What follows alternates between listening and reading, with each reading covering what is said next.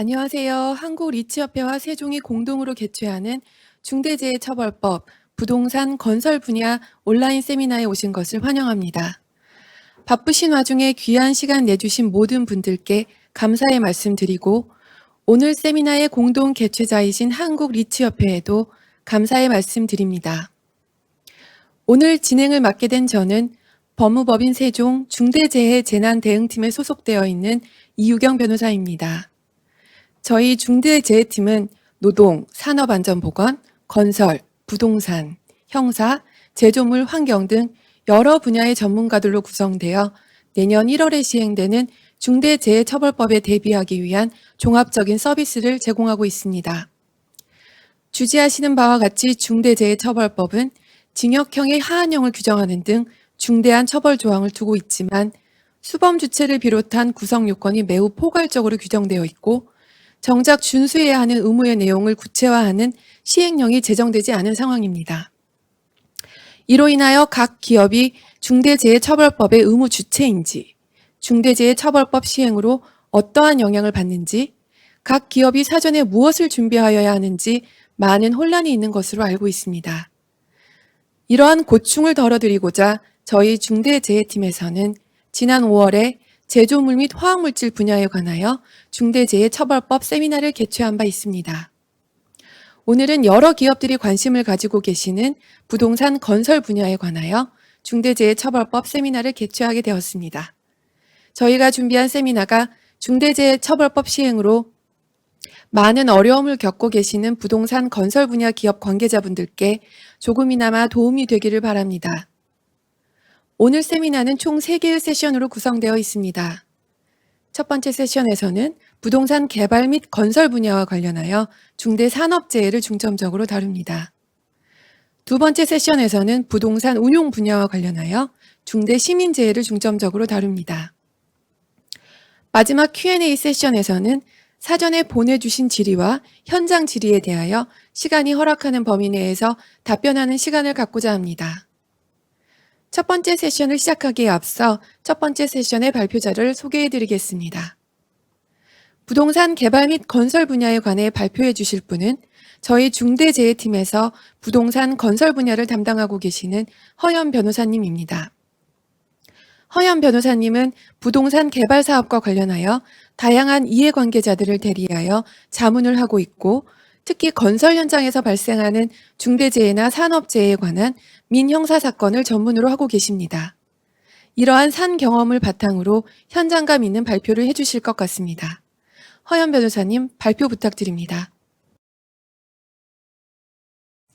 네, 안녕하세요. 허연 변호사입니다. 방금 말씀드린 대로 중대재해처벌법의 부동산 개발 건설 부분에 대해서 말씀을 드리겠습니다.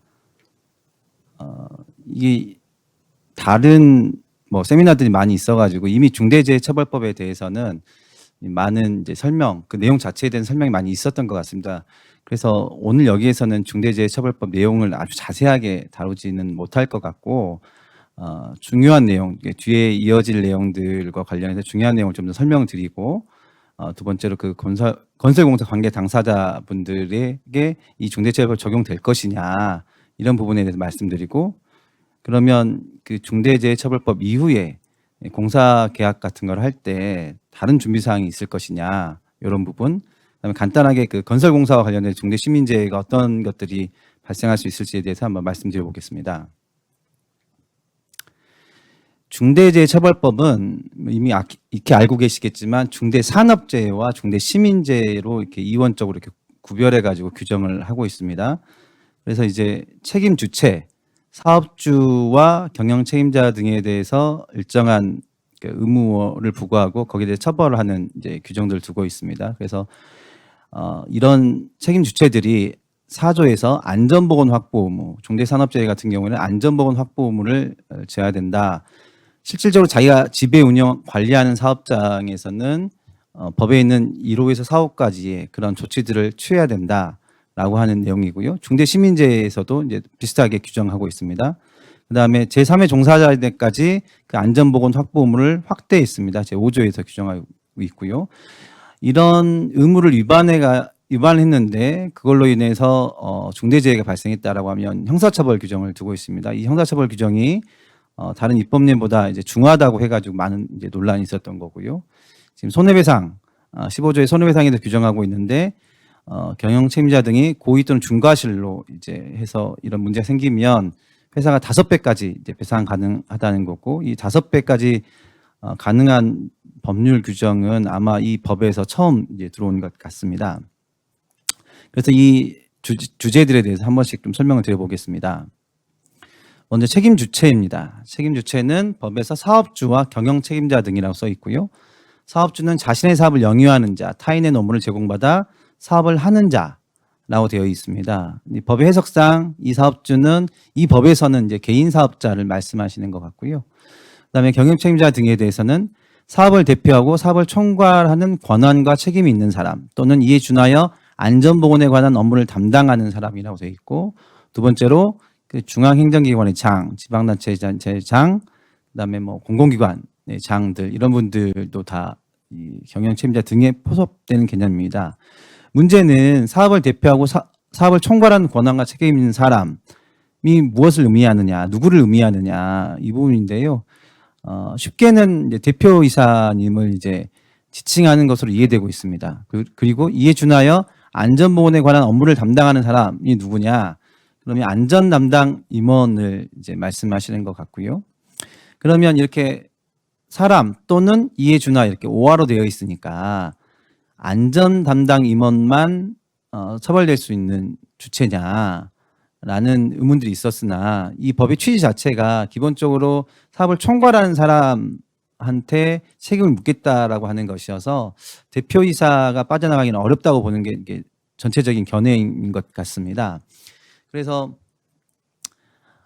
대표이사분이 책임을 진다는 것은 맞고요. 그 다음에 그러면 안전 담당 임원을 별도로 두게 되면 대표이사가 책임을 안 질 수 있느냐? 만약에 안전 담당 임원한테 모든 권한을 다 주시고 거기에 대해서 전혀 관여하지 않고 인력과 뭐 비용들 모든 걸 집행하시는 권한을 안전 담당 임원한테 다 위임이 되어 있다라고 하면 대표이사가 책임을 지지 않을 가능성이 있다라고 보는 이제 견해들도 있습니다. 그러나 실질적으로 현장에서 대표이사께서 안전담당 임원에게 모든 걸 다 맡길 수 있을지에 대해서 의문이 있을 수 있어서 실제 문제가 생겼을 때는 대표이사가 빠져나가기는 그렇게 쉽지 않을 거다라고 보는 견해들이 많은 것 같습니다. 그리고 그 대표이사는 아니고 뭐 등기된 분은 아니지만 지배주주, 우리가 흔히 말하는 오너라고 하시거나 뭐 회장님이라고 하시는 그런 분들은 어떻게 될 거냐? 이 법 자체가 그렇게 실질적으로 이제 대표이사 등기되어 있지 않지만 실질적으로 회사를 이제 지배하고 관리하시는 분들한테 책임을 묻겠다고 하시는 거여서 그렇게 회사에 직접 경영을 관여하신다고 한다면 지배주주도 이 경영 책임자 등의 개념에 포섭된다고 보는 것이 이제 대체적인 견해입니다. 이런 그 책임 주체들은 법 4조에 있는 안전보건 확보 의무를 부담하게 됩니다. 법 4조에서는 그 회사가 실질적으로 지배 운영 관리하는 사업 또는 사업장에서 종사자의 안전보건상 유해 또는 위험을 방지하기 위하여 그 사업 또는 사업장의 특성 및 규모 등을 고려하여 다음 각호에 따른 조치를 하여야 한다라고 하시고 1, 2, 3, 4호의 조치를 이제 규정하고 있습니다. 첫 번째는 재해 예방에 필요한 인력 및 예산 등 안전보건 관리 체계의 구축 및 그 이행하라는 조치입니다. 그 구체적 내용은 대통령에 위임했다고 되어 있고요. 2호가 재해 발생 시 재발방지 대책의 수립 및 그 이행하라는 조치입니다. 이거는 이제 행정청이 나중에 시키면 그 시키는 조치를 취하면 되는 것이고요. 3호는 중앙행정기관, 지방자치단체가 관계 법령에 따라 개선, 시정 등을 명한 사항에 이행하는 조치입니다. 이것도 나중에 행정기관이 시키면 시킨 대로 하면 되는 그런 조치의 내용입니다. 4호가 안전보건 관계 법령에 따른 의무이행에 필요한 관리상의 조치라고 되어 있고 이 관리상의 조치의 구체적 내용은 대통령령으로 정한다라고 되어 있습니다. 그래서 2호, 3호는 이제 나중에 행정청에서 구체적으로 명한 내용을 이행하면 되는 거고 1호, 4호는 대통령에서 정하는 별도로 정하는 내용을 따라야 되는 거니까 지금 모두가 이 대통령령이 어떻게 나올 것인지 되게 궁금해하고 있는 상황입니다. 먼저 실질적으로 지배 운영 관리하는 사업 또는 사업장의 의미가 무엇이냐. 아직 이 법에 대한 해석례가 없기 때문에 이 실질적으로 지배 운영 관리하는 사업 또는 사업장이 정확하게 어떤 개념인지를 뭐 알 수는 없죠. 근데 이제 지배 관리에 대해서 기존의 고용노동부에서 이제 유권 해석을 하시기를 위해 위험 요인을 인지하고 파악하여 위해 위험 요인을 제거 등을 통제할 수 있는 정도라는 의미를 보고 계셨고요. 도급의 장소 관리에 대해서 기존의 이제 판례가 사업의 전체적인 진행 과정을 총괄하고 조율할 능력이나 의무가 있는 사업주 라고 하는 이제 의미를 사용하고 계셨습니다. 그래서 이렇게 비슷한 개념을 이제 보지 않을까라고 이제 생각이 듭니다. 이 실질적으로 지배 운영 관리하는 사업장에 대해서는 좀 전에 보신 것처럼 안전보건 확보 의무를 취할 조치가 있습니다. 1호와 4호의 시행령의 내용이 무엇일지에 대해서 이제 궁금해하는데 지금 뭐 초안 비슷한 거라고 이렇게 사람들이 파악하고 있는 내용들이 있습니다. 그래서 오른쪽에 보시는 것처럼 그 1호 조치와 관련해서는 안전보건 성과 목표 설정 및 평가 체계 구축해라.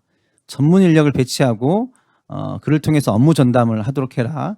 적정한 예산 편성을 직접 검토하고 그 용도대로 집행하게 해라. 안전보건 전담 조직을 구축해라. 위기관리 대책을 수립해라. 정기적인 확인 점검하고 필요한 조치를 취해라.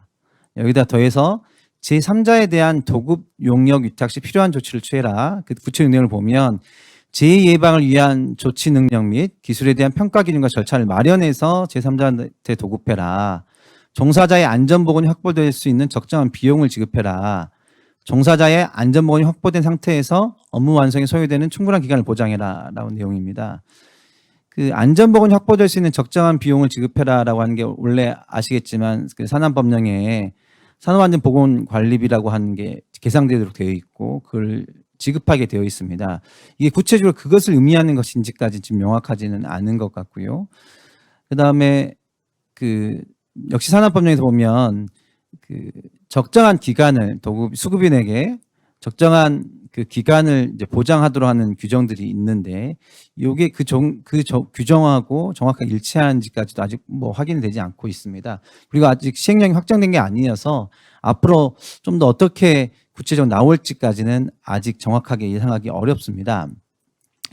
사후에서에 관련된 시행령의 조치는 정기적인 점검에 필요한 조치를 해라. 필요하면 전문경 위탁해가지고 점검할 수 있다.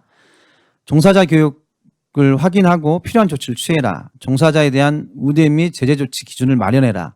종사자의 의견 정치 및 반영 절차를 마련해라. 라고 하는 시행령 내용들이 있습니다.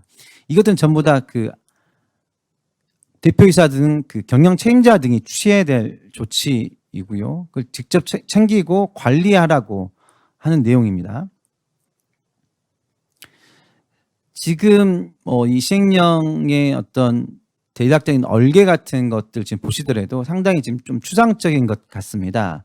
그래서 추상적인 것 같아가지고 이런 내용들로만 됐을 때도 실제로 나중에 문제가 생겼을 때 다툼이 없겠느냐. 제가 개인적으로 보기에는 큰 다툼이 여전히 있을 거라고 좀 생각이 들고 있습니다. 그래서 시행령이 좀 더 구체적이고 예견 가능한 정도의 내용이 나와야 될 텐데 그 부분에 대해서는 계속 이제 지켜봐야 되는 상황인 것 같습니다. 늘 이제 질문하신 게 그거죠. 아니 중대재해처벌법이 생겼는데 그러면 어떻게 해야 되냐, 어떤 조치를 취하고 어떤 준비를 해야 되는 거냐에 대해서 많이 물어보시는데 뭐 그 부분에 대해 다 지금까지는 모든 로펌들이 모든 전문가라고 하시는 분들이 아주 원론적인 대답들을 드릴 수밖에 없는 것 같아요. 제가 이제 그 산안 사고라든지 다른 이제 안전 사고에 관련된 업무를 좀 해보니까 그 보면 대형 회사들은 큰 회사들은 이미 그 산안 법령 등에 따른 기존의 안전보건 관리 체계들을 잘 구축하고 계시는 걸로 보입니다. 그런 회사들은 이 시행령, 그런 안전보건 관리 체계에다가 시행령에서 나오는 145에 따른 그 조치들을 덧입혀서 잘 만드시면 될 테고요. 거기 더해서 그 수급인에 대한 필요한 조치들도 이제 해야 되는 건데 아까 보셨지만 수급인을 선정하는 여러 절차들과 기준들을 마련해야 된다. 그다음에 산업안전과 관련된 그 적정한 비용을 지급해야 된다. 일의 완성에 필요한 충분한 기간을 보장해야 된다라고 되어 있는데 이 부분이 여전히 이제 의문을 좀 남는 부분이어서 이 부분을 어떻게 좀 구체적으로 규정해 나가고 나중에 이게 어떻게 해석될지를 좀 보면서 준비를 해야 될 것 같습니다. 그래서 기존의 이제 안전보건 관리 체계에다가 시행령 일사후에 대한 조치, 그다음에 그 제3자에 대한 수급인에 대한 조치들을 이제 보완해 나가는 과정들을 필요할 거고, 그는 지금도 이제 준비해야겠지만 시행령 나온 이후에 조금 더 계속 확인하고 다 같이 준비해야 되는 내용인 것 같습니다. 근데 제가 조금 더 말씀드릴 게 이렇게 좀 큰 회사, 규모가 있는 회사들이라든지 여러 가지로 이제 기존에 준비가 되어 있던 회사들은 괜찮은데 아직 조금 준비가 안 되신 회사들은 기존에도 안전보건관리체가 잘 구축되지 않으신 것 같더라고요. 아니면 형식적으로는 갖추고 있지만 실질적으로 그게 이제 현장에서 작동하거나 구동하고 있는 것 같지는 않은 것 같아서 특히 이제 중소회사들 같은 경우는 기존의 안전보건 관리 체계도 다시 한번 점검하시고 이게 작동될 수 있도록 인력 배치하고 비용을 준비하시고 투입하시는 그 과정이 이제 필요할 것 같습니다. 다음으로 이렇게 안전보건 관리 체계, 안전보건 확보물을 준비를 하면 그 다음에 이제 그렇게 해가지고 실제로 이제 중대재해가 발생하지 않으면 좋은데 중대재해가 발생을 하게 되면 형사처벌이 문제됩니다. 형사처벌의 조항이 어떻게 되어 있냐면 4조 또는 5조를 위반해서 제2조 2호 감목의 중대산업재해에 이르게 한 사업주 또는 경영책임자 등이라고 써 있습니다.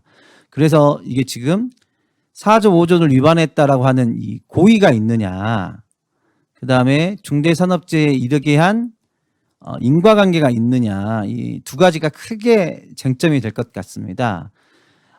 제가 처음에 이 법을 봤을 때는 이 4조 5조의 규정 내용이라고 하는 거는 4조 5조 규정 내용이라고 하는 거는 주로 그 주의 의무를 규정을 해 놓으신 건데 이거를 위반했다라고 하면 이게 과연 고의범인가라는 의문이 좀 들 정도로 되게 광범위한 그런 법조항인 것처럼 보였습니다. 실제 한번 제가 예시를 들어서 한번 말씀을 들어보면 만약에 어떤 A라는 경영 책임자 등이 비용 등의 문제로 안전보건 관리 체계를 구축하지 않거나 그 이행에 관하여 아무런 관리 조치를 취하지 않았다고 했을 때 그러다가 이제 중대산업재해가 발생했습니다. 그러면 이 A에게는 중대재해처벌법이 적용될 가능성이 아주 높을 것 같습니다. 그런데 B라는 경영책임자 등은 최선을 다해서 안전보건 관리 체계를 구축하고 그 이행에 관하여 충실히 관리를 했습니다. 그러다가 이제 중대산업재해가 발생했는데 이제 중대산업재해가 발생해서 형사조사를 받고 하다 보면 수사기관에서도 검토를 하지만 거기에 현장에 관계되는 여러 회사들이 서로 책임을 미루기 위해서 또 책임을 감경시키기 위해서 여러 가지 주장을 할 테고 그런 주장 속에서 보니까 사후적으로라도 이게 어떤 그 안전보건 조치를 사소하게나마 이행하지 않았거나 관리하지 못했다는 그런 지적을 받을 수도 있을 것 같습니다. 그럼 이런 경우에까지 B한테 이 형사책임의 조항을 적용시켜 가지고 형사 책임을 지게 하는 게 정말 적절한 것이냐에 대한 의문이 있을 수 있다고 생각이 됩니다. 이 중대재해를 처벌하는 법이 기존에도 있었습니다. 산안법에 이제 현행 산안법 167조를 보면 그런 안전조치나 보건에 관한 조치들을 위반해 가지고 근로자를 사망에 이르게 하면 7년 이하의 징역을 처한다는 규정이 있습니다. 이 법조항도 굉장히 이제 중요하다고 기존에 이제 산업계에서는 이제 많은 의견들 제시해 주셨었는데요.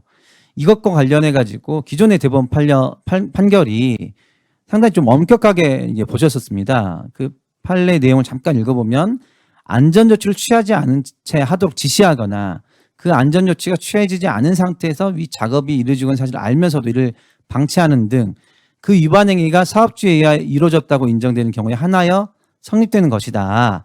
단지 사업주의 사업장에서 이와 같은 위험성이 있는 작업이 필요한 안전조치가 취해지지 않고 이루어졌다는 사실만으로 성립하는 것은 아니다라고 하는 판례가 있습니다. 그래서 이거는 고의를 좀 엄격하게 보시는 대법원 판례였고, 그래서 이 대법원 판례는 이제 구 아니고 현행 산안법의 이 조항들에 대해서 책임주의와 비리원칙에 입각한 판례라는 평가들이 있었는데요. 요 판례의 법리가 중대재해처벌법에 그대로 적용될 수 있을 것이냐에 대해서는 조금 논란이 있는 것 같습니다. 저는 개인적으로는 이 법의 취지, 그러니까 이 판례의 취지가 이 법에도 적용돼야 된다고는 생각합니다.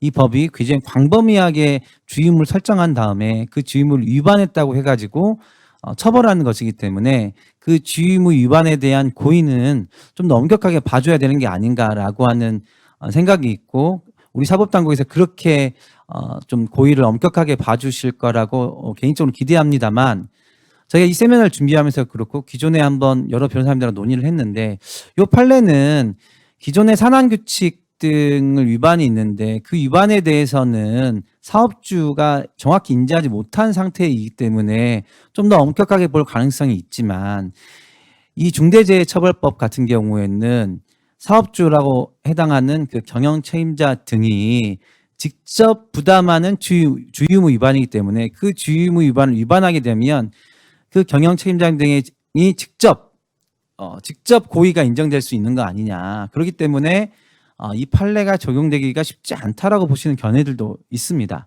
그래서 나중에 실제 이제 문제가 됐을 때 한번 지켜봐야 될 텐데요. 특히 이 중대재해처벌법의 형사책임과 관해서 판례의 법리가 아직 정리되기 전에 문제가 되는 상황이 되었을 때라고 한다면, 사법당국은 굉장히 어쨌든 적극적으로 이 중대재해처벌법을 의율을 하려고 한 가능성이 높다고 이제 보고 있기 때문에, 어쨌든 이 중대산업재해와 관련된, 중대시민재해와 관련된 그런 안전보건 확보 의무를 충분히 이행하고 구축하고 관리하는 노력들은 필요할 것 같습니다. 그 기존의 이제 사건들을 보면 어떻게 하면 이제 면책이 됐느냐, 면책의 기준이 무엇이었냐라고 한번 이제 생각을 해보았더니, 법령에 부합하는 적정한 안전보건 관리 체계를 이제 구축하고 있고, 그걸 현장 담당자가 그 안전보건 관리 체계에 맞추어서 업무를 수행했으면 뭐 의무 위반이 없다. 그래서 업무상 과실치상 위반이 없다라든지 산업법 위반이 아니다라고 이제 평가를 했던 것 같습니다. 예를 들어서 화재 사고가 났습니다. 하수급인 B사가 업무 수행 중에 화재 사고가 났습니다. 이와 관련해서 A사는 어떤 안전보건 관리체계를 갖추고 있었냐면, 화기 작업을 하려면 전일 작업보고서를 제출해가지고 사전에 승인을 받아라. 그다음에 실제 당일날 실제 작업을 할 때도 A사의 안전팀이 가가지고 툴박스 미팅이라는 TBM을 해서 안전교육을 하고 여러 가지 관리상의 조치들 다 취한 다음에 작업을 하도록 하는 안전보건 관리체계를 이제 갖추고 있었습니다. 근데 B사가 전날 이제 작업보고서 내가지고 작업 승인을 받았는데 당일날 A사의 안전팀으로부터 TBM을 하지는 안 거친 거예요.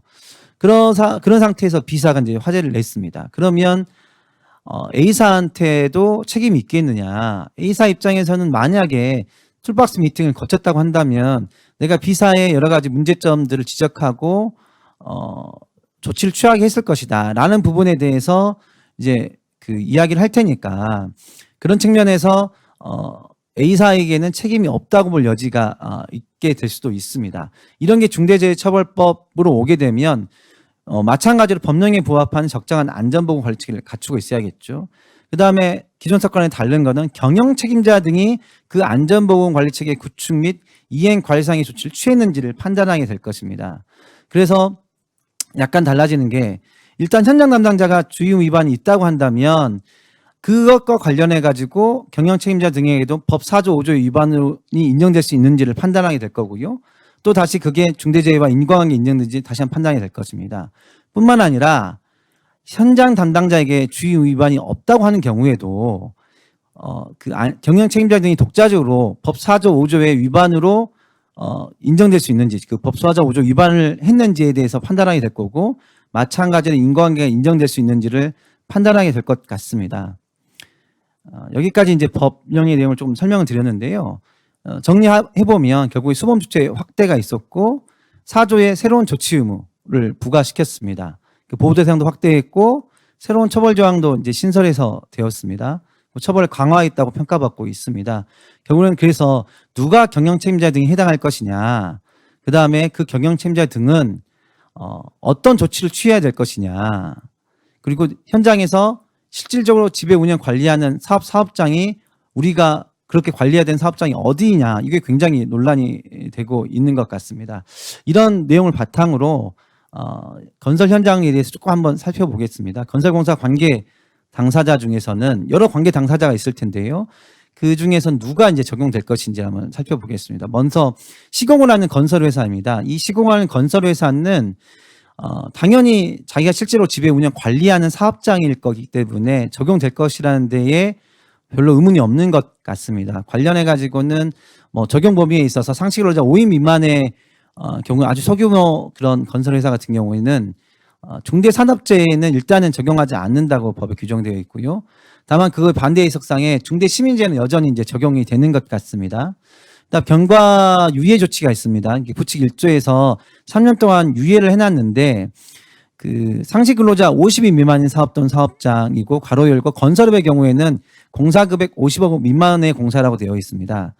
이것도 약간의 해석상 논란이 있는데 상시 근로자가 50명 미만인 사업장이면 일단 유예가 되는 거지만 건설업의 경우에는 50억 원 미만의 공사인 경우에는 상시 근로자가 50명 미만이더라도 그 건설업의 경우에는 공사금액 50억 원 미만의 공사의 경우에는 유예가 되는 것이냐에 대한 약간 논란이 좀 있습니다. 즉, 이 법의 취지가 원래 처음에 이 부칙을 둔 게 중소기업을 조금 이제 보호하려는, 유예해 주려는 취지가 있었기 때문에 상시 근로자 50명 미만으로 봐야 되는 게 기본인데 이것만 기준으로 판단할 것이냐와 관련해서 건설업의 경우에는 이 상시 근로자 50명 미만과 관계없이 공사 금액만 기준으로 해야 되는 것이냐 아니냐는 좀 논란이 있는데요. 이 부분과 관련해서는 약간 견해 대립이 있고 지금 약간의 나중에 좀 다툼이 있을 것 같습니다. 예. 건설공사 발주자에 대해서 뭐 굉장히 이 부분이 논란이 많고 질문도 많은 부분인데요. 좀 간단히 좀 말씀드리려고 합니다. 건설공사 발주자는 우리 법에서 기본적으로 애초에 그 공사 현장과 관련해서는 어떤 주임을 부담하지 않도록 하고 있는 것 같습니다. 그게 대표적으로 757조, 민법 757조의 내용이죠. 그래서 그 특별히 도급과 관련해서 지시하거나 구체적으로 지휘 감독하지 않으면 도급인에게 대한 기본적으로 책임을 지우지 않는 것이 우리 법의 정신인 것 같습니다. 그런 취지에서 이제 대법원 판례도 이제 보고 있으신 것 같고요. 산업안전보건법에서 그래서 건설공사 발주자와 일반 도급인을 구별해 가지고 규정하고 있고, 건설공사 발주자한테는 그 법 산업안전보건법 63조에 있는 도급인의 안전조치, 보건조치를 적용시키지 않으면서 67조에서 72조까지에 있는 몇 가지 조항에 대해서만 주의의무를 이제 부과를 하고 계시는 것 같습니다. 이렇게 이제 건설공사 발주자한테는 특별하게 어떤 좀 책임을 좀 제한하고 있는 게 우리 법이었고요. 아주 특별히 공사와 관련해서 과실이 있으면 형법상의 업무상 과실치사상의 조항을 적용시켜서 이렇게 처벌하는 경우가 있을 수 있었습니다만 실제로 발주자한테까지 그렇게 오는 경우는 아주 드물었던 것 같습니다. 그럼 중대재해처벌법은 어떻게 할 것이냐? 중대재해처벌법은 기존의 법안을 처음에 만들 때는 이 소유나 발주라는 표현을 넣어가지고 처벌을 명시적으로 좀 이렇게 규정하려고 하는 논의가 있었던 것 같습니다. 그러나 심사 과정 속에서는 그런 표현을 좀 빼고 이거는 실질적으로 지배 운영 관리라는 표지 속에서 논할 수 있는 것이니까 그렇게 하면 되겠다라고 해가지고 뺐던 거고요. 그래서 실질적으로 지배 운영 관리라는 개념 표지 속에서 이제 정하게 될 것 같습니다. 즉 발주자가 시공을 주도해서 관리한다고 하면, 구체적으로 주도해서 관리한다고 하면 처벌될 여지가 있는 것이고, 그렇지 않다고 하면 실질적으로 지배 운영 관리한 사업장이 아니기 때문에 책임 주체에 해당하지 않을 것입니다.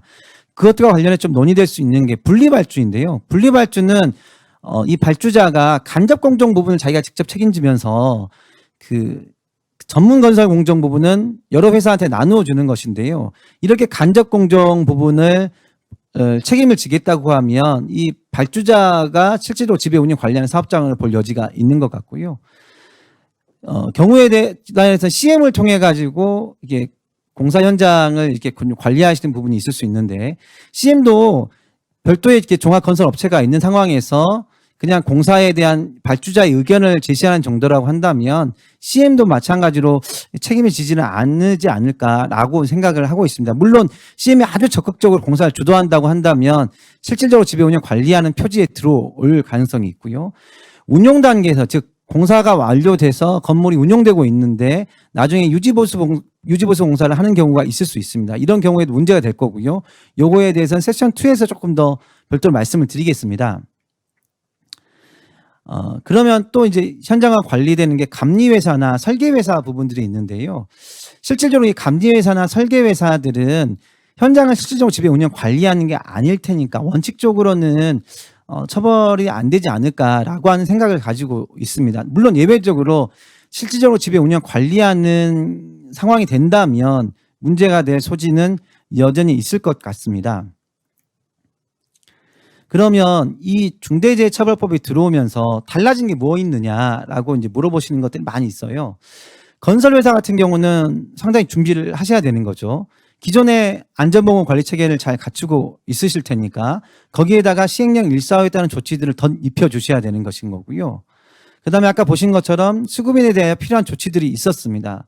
그래서 하도부사 선정하실 때 그 선정 절차를 좀 더 우리가 준비해야 될 거고 하도 계약서에도 필요한 내용들, 지금 시행령에 나와 있는 내용들을 조금 더 보완하고 준비를 해야 될 것 같습니다. 즉 시행령이 나오고 그 구체적인 내용이 조금 더 정해지면 이에 따라서 필요한 조치들을 취해야 되실 텐데요.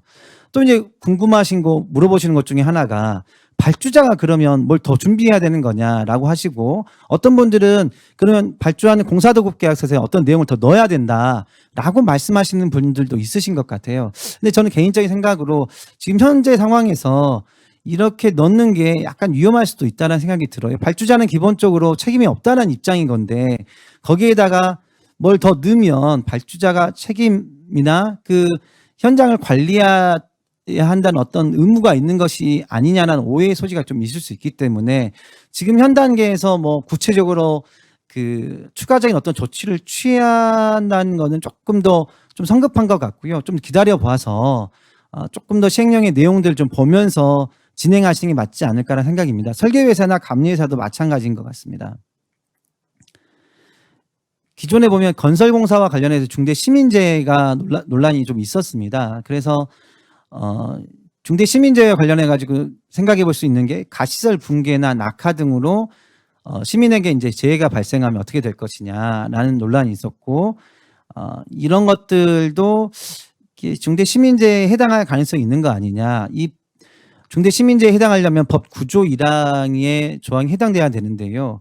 이게 제조 유통이라고 볼 수 있는 거냐라고 하는 어떤 여러 가지 논란이 좀 있었고 이게 제조물에 해당할 수 있는 거냐에 대한 좀 논란이 있습니다. 이것에 대해서는 해당할 가능성이 높다라고 보는 경우도 있는데 이 제조물의 개념정이나 제조 유통의 개념정에 따라 달라질 수 있다라는 견해들도 있는 것 같습니다. 그다음에 뭐 가시설뿐만 아니라 건물의 일부 부재가 건축 중인 건물의 일부 부재가 이제 방리돼 가지고 낙하해서 시민재해가 발생했다. 이런 경우에도 마찬가지 논란이 있는 것 같고요. 공사 현장에서 사용 중이거나 운반 중이던 유해 물질로 인해서 시민재해가 이제 발생했다고 할 때 그런 경우에 어떻게 될 것이냐. 이런 경우에도 유통 중인 원료나 제조물로 볼 수 있을 것이냐. 그렇게 본다고 하면 이제 시민재해가 발생할 수도 있는 것인데요. 그 유통의 개념을 어떻게 볼 것이냐도 역시 아직도 법 해석이 많이 논란이 있을 수 있는 것 같습니다. 이런 경우에는 더불어서 건설 회사뿐만 아니라 건설 자재란 공급하는 업자에게도 이런 중대 시민재해는 조금 문제될 소지가 있는 것 같습니다. 시간이 좀 제한되어서 제가 후반부에 조금 이제 말을 좀 빠르게 하고 이슈를 조금 더 빠르게 넘어가면서 이렇게 좀 설명이 부족한 부분이 있을 수 있을 텐데요. 이 부분에는 나중에 저희가 Q&A 세션이라든지 별도의 조금 뭐 제가 개인적인 질문을 받아서라도 조금 더 말씀드릴 수 있는 기회를 가질 수 있도록 하겠습니다. 제가 설명드린 내용은 이상으로 이제 마치도록 하겠습니다. 감사합니다. 허연 변호사님 발표 잘 들었습니다. 중대재해처벌법 전반에 대한 설명과 함께 부동산 개발 및 건설 단계의 다양한 이해관계자들이 중대재해처벌법으로 어떠한 영향을 받는지 종합적으로 설명해 주신 것 같습니다. 두 번째 세션을 진행하겠습니다. 두 번째 세션은 부동산 운용 분야와 관련하여 중대 시민재해를 중심으로 다룹니다. 발표자인 장경수 변호사님은 집합투자기구나 리츠 등을 통한 대형 건물의 취득과 운용에 관한 자문을 전문으로 하고 있고 부동산 전문가이면서 노동 분야에 대한 업무 경험도 있으십니다. 중대재해처벌법이 제정된 이후 여러 로펌에서 다양한 세미나가 개최되었지만 부동산 운용 분야를 중점적으로 다룬 발표는 아직 없는 것으로 압니다. 부동산과 노동 분야의 전문성을 바탕으로 운용업계에 종사하시는 분들이 중대재해처벌법과 관련하여 궁금해하시는 사항들에 대해 유익한 발표를 해주실 것 같습니다. 장경수 변호사님, 발표 부탁드립니다. 안녕하세요. 저 방금 소개받은 세종의 장경수 변호사라고 합니다. 방금 중대재해처벌법 중에서 중대산업재해 부분에 관해서 허연 변호사님 말씀 잘 들었습니다. 제가 지금부터 설명드릴 내용은 중대재해처벌법 중에서도 중대시민재해와 관련한 부분입니다. 중대산업재해는 앞에서 설명드리신 것처럼 건설산업이나 또는 산업재해와 관련한 근로자들과 그 관계수급인 등의 종사자들에 대한 그 안전, 보건, 확보 의무에 관한 규정이라고 한다면 제가 지금부터 설명드릴 중대시민재해 부분은 특정 근로자나 또는 종사자들뿐만 아니라 그 이용객이나 불특정 다수의 공중에게 어떤 인명피해가 발생하지 않도록 하기 위해서 안전보건 조치 의무를 취하도록 하는 내용이 주된 내용입니다. 중대재해처벌법 중에서 이제 9조에서 중대시민재해에 관해서 구체적으로 규정을 하고 있습니다. 그 조항들을 한번 구체적으로 살펴보겠습니다. 9조에서는 이제 사업주와 경영 책임자 등의 안전 및 보건 확보 의무를 규정을 하면서 중대산업재해의 경우와 유사한 조항을 두고 있습니다. 1항의 경우에는 사업주 또는 경영 책임자 등이 실질적으로 지배, 운영, 관리하는 사업 또는 사업장에서 생산, 제조, 판매, 유통 중인 원료나 제조물의 설계, 제조, 관리상의 결함으로 인해서 인명피해가 발생하는 경우를 규율하고 있습니다. 1항에서 그 규율하고 있는 대상은 가습기 살균제 사건이라든가 여러분들 다 아시는 것처럼, 그리고 가스 질식으로 인한 그런 동산이라든가 또는 액체 등의 원료나 제조물과 관련한 인명 피해를 막고자 하는 것이고요. 두 번째에 보시면 공중 이용 시설이나 또는 공중 교통수단의 설계, 설치 관리상의 결함으로 인해서 인명 피해가 발생하는 경우를 규율하고 있습니다. 잘 아시는 바와 같이 세월호 사건이라든가 이런 것처럼 다중이 불특정 다수가 이용하는 시설이나 또는 교통수단의 경우에는 그로 인한 인명 피해가 막대하기 때문에 두 번째 조항이 도입된 것으로 이해가 됩니다. 그리고 세 번째 3항의 경우에는 지금 공중이용시설이나 공중교통수단을 동일한 대상으로 하면서도 이런 공중이용시설이나 공중교통수단에 관해서 제3자에게 도급이나 용역이나 또는 위탁을 하는 경우에도 기본적으로 그 해당 사업주나 경영 책임자가 책임을 부담하도록 하면서, 한편으로는 그런 경우라 하더라도 사업주나 법인 또는 기관이 실질적으로 해당 시설이나 장비, 장소에 대해서 지배, 운영, 관리하는 책임이 있는 경우에 한해서 책임을 진다라고 규정을 하고 있습니다. 먼저 1항과 관련해서는 사실 오늘 저희가 그 세미나를 하는 주제가 주로 부동산 또는 건설 부분이기 때문에 상세한 설명은 생략하겠습니다만, 앞에서 허 변호사님께서 말씀 주신 것처럼 이 제조물의 경우에 과연 부동산이 완전히 제외되느냐가 좀 논란의 여지가 있습니다. 왜냐하면 중대재해처벌법에서는 제조물에 관한 정의 규정 자체에서 부동산의 일부를 이루는 동산도 제조물에 포함되는 것으로 정의 규정이 있기 때문에 부동산의 어떤 하자나 이런 것들로 인해 가지고 재해가 발생했을 경우에 이 항에서 규정하고 있는 공중이용시설이나 또는 공중교통수단에 해당하지 않는다 하더라도 중대시민재해로 규율될 수 있는지가 논란의 여지가 있습니다. 참고로 말씀드리면 최근에 있었던 그 광주 그 공사 건설 현장에서 붕괴 사고로 인한 또 안타까운 사고가 있었는데, 그와 관련해서 그 시설물 자체는 공중이용시설도 아니었고 또는 공중교통수단도 아니었기 때문에 이 항이 적용된다고 보기 어려운 문제가 있었고, 방금 말씀드린 것처럼 제조물의 개념 안에 과연 부동산이 어느 정도 포함되는지가 명확하지 않았기 때문에 하단에 기재해 드린 것처럼 지금 국회에서는 건설 현장에 관한 중대시민재해를 별도로 입법할 필요가 있다라고 해서 개정안을 준비하고 있는 것으로 알고 있습니다. 그리고 이제 사망의 경우가 또 좀 문제가 되는데요. 특히 오늘 좀 주되게 논의할 부분이 사망입니다. 왜냐하면 사망에서는 공중 이용시설이나 또는 공중교통수단과 관련해서 제3자에게 도급 용역 위탁한 경우에 그 소유주라든가 또는 실질적으로 그 지배 운영 관리에 대한 책임이 있는 사업주나 경영 책임자 등의 책임에 관해서 논하고 있는데 법문의 해석상 상당한 좀 논란의 여지가 있습니다. 일단은 앞에서 말씀드렸던 중대시민재해와 관련해서 가장 많이 적용될 수 있는 2항 그 아까 말씀드렸던 공중이용시설과 공중교통수단에 대해서 좀 더 구체적으로 살펴보겠습니다. 공중이용시설은 크게 시설과 시설물 그리고 다중이용업소 그리고 그 밖에 이에 준하는 장소로 법문은 규정을 하고 있습니다. 근데 이 시설이 다 뭐 어떤 시설이든 다 해당되느냐 그렇지는 않고요. 실내공기질관리법에서 규정하고 있는 일정한 시설들인데 그 시설들이 굉장히 포괄적으로 규정되어 있습니다.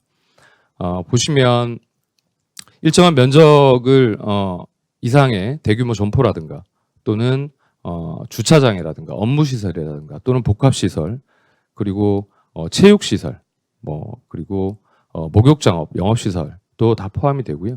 그다음에 시설물과 관련해서도 그 건물의 성격을 떠나서 16층 이상 또는 연면적이 3만 제곱미터 이상인 건축물의 경우에는 모두 적용되는 것으로 규정을 하고 있고 그 이하라 하더라도 15년 이상이 경과하고 11층 이상, 16층 미만인 경우에는 또 적용될 수 있는 것으로 규정을 하고 있습니다. 그 외에도 이런 대규모 시설이 아니라 하더라도 많은 일반인들이 사용할 수 있는 다중이용업소의 경우에는 또 일정한 면적 요건을 충족을 하면 적용이 됩니다. 뭐 휴게 음식점이라든가 PC방이라든가 또는 골프 연습장도 모두 규율 대상으로 포함되어 있습니다. 그 외에 법률은 그 밖에 이에 준하는 장소라고 해서 앞에서 살펴본 시설이나 시설물 또는 다중이용업소에 준하는 장소에 대해서는 동일한 그 규율을 하려고 하고 있고요.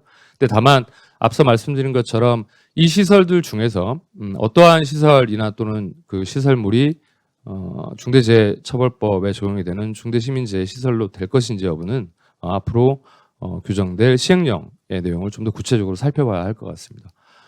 이상이 이제 공중이용시설에 관한 내용이었고요. 그 다음은 공중교통수단입니다. 세월호가 대표적인 그 중대시민재해 예라고 할 수 있고요. 그 사례로는 도시철도 차량, 그 다음에 여객 자동차 중에서 시외버스, 또 여객선, 항공기 등이 그 규율 대상이 됩니다. 자, 그러면 사업자는 도대체 어떤 의무를 이행을 해야 되느냐와 관련해서 중대산업재해 부분에서 허 변호사님께서 이미 좀 말씀을 드려서 간략하게 좀 살펴보겠습니다. 중대시민재해의 경우에도 사업주나 경영 책임자 등이 취해야 될 조치의 내용은 원칙적으로 동일합니다. 그래서 1호부터 4호까지 규정을 하고 있고요. 재해 예방에 필요한 인력 예산 점검 등 안전보건관리 체계를 구축하고 그 이행에 관한 조치를 취해야 됩니다. 이 부분은 산업재해 경우하고 동일하게 시행령으로 지금 위임이 되어 있는 상태고요. 그다음에 4호 부분이 이제 안전보건 관련 관계법령에 따라서 의무 이행에 필요한 관리상의 조치를 취해야 됩니다. 근데 이 또한 시행령에 위임이 되어 있어서 아직까지는 그 구체적인 의무 이행 조치의 내용에 관해서 명확한 판단을 하기에는 어려움이 있습니다. 그리고 4호의 경우 이제 안전보건 관계법령에 따른 의무 이행에 필요한 관리상의 조치인데 이 부분은 요 세미나 후반부에 조금 다시 한번 살펴보겠습니다만 안전보건 관계법령은 굉장히 많이 있습니다. 특히나 이제 부동산과 관련해서 적용될 수 있는 안전보건 관계법령만 하더라도 그 밑에 박스에 이제 규정하고 있는 것처럼 대표적인 게 산업안전보건법이 될 거고요. 그다음에 뭐 시설물의 안전 유지 및 관리에 관한 특별법도 있고 위험물 안전관리법, 건축법, 기타 관련 법령들이 있습니다. 앞부분에서 이제 간략하게 말씀드렸습니다만 이제 시행령에 구체적으로 규정이 됨으로써 조치 의무의 구체적인 내용이 명확하게 이제 될 텐데요.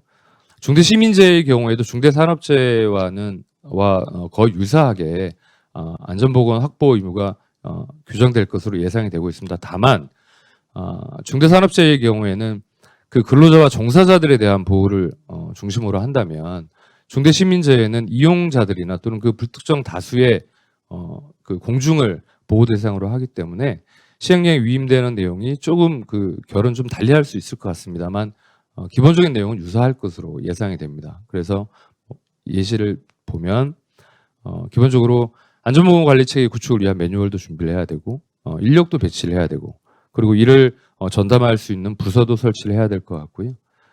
또 이러한 것들을 실행할 수 있는 예산 편성도 필요할 것 같고 앞에서 산업재해 경우와 유사하게 업무 도급을 하거나 또는 용역 위탁을 하는 경우에 충분한 비용을 지급하고 충분한 기간을 부여하는 것 등 이런 내용들이 중대 시민재해의 경우에도 유사하게 규정될 것으로 생각됩니다. 그리고 이제 이런 중대 시민재해에 따른 그 처벌과 손해배상 부분을 살펴볼 텐데요. 기본적인 처벌의 내용과 손해배상 내용도 중대 산업재해의 경우와 거의 동일합니다. 앞에서 살펴본 안전보건 조처 의무를 이행하지 않는 경우에 그리고 이로 인해서 중대 시민재해에 이르게 되면 그 사업주나 경영 책임자 등이 처벌을 받게 되고요. 그 처벌의 내용은 그 2항에 있는 그 박스표를 참고하시면 될 것 같습니다.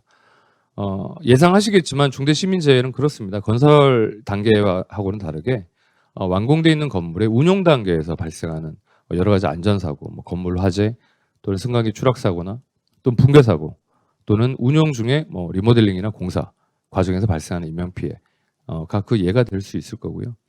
한 가지 좀 말씀드리고 싶은 부분은 산업재해의 경우하고 동일하게 그 시민재해의 경우에도 징벌적 손해배상에 관한 규정이 있습니다. 즉 이 중대 시민재해로 인한 인명피해로 인해서 손해가 발생하는 경우에 그 손해액의 5배를 넘지 않는 범위 내에서 배상 책임을 부담을 하는데 이 경우에 이제 단서 조항을 두고 있습니다. 즉 법인 또는 기관이 해당 업무에 관해서 상당한 주의와 감독을 게을리하지 않아야 하는 경우에는 예외로 한다라는 규정을 두고 있습니다. 근데 이런 그 손해배상 조항에서 법인이나 기관의 면책에 관한 조항이 있긴 하지만 다른 경우하고 다르게 이 건의 경우에는 이런 면책 조항이 적용될 여지가 상당히 낮아 보이는 이유가 있습니다. 왜냐하면 바로 뒤에서 설명드리겠지만 여기서의 책임 주체는 경영 책임자 등이라고 해서 사업에 대한 총괄해서 책임을 지거나 권한이 있는 대표이사나 또는 그 대표이사에 준하는 정도의 상위 의사결정권자가 책임 주체이기 때문에